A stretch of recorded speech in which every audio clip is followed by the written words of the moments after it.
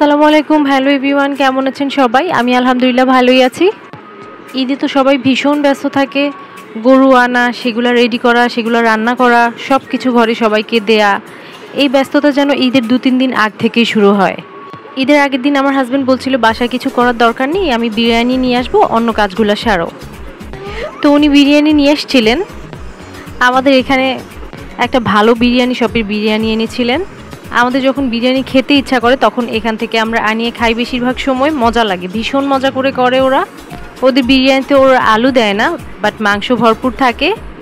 আর ওদের রান্নাটাও অসাধারণ, একদম ঝাল দিয়ে অস্বাভাবিক ঝাঁঝালো করে না, আবার একদম পানসেও লাগে না। বিরিয়ানি তো আমাদের সবারই পছন্দ, তা আমি প্লেটে নিয়ে নিলাম, সুন্দর মতো সাজিয়ে খেতে বসে পড়লাম। খাচ্ছি আর ভাবছিলাম এবার কোরবানি গোশত দিয়ে আমি বিরিয়ানি ট্রাই করব।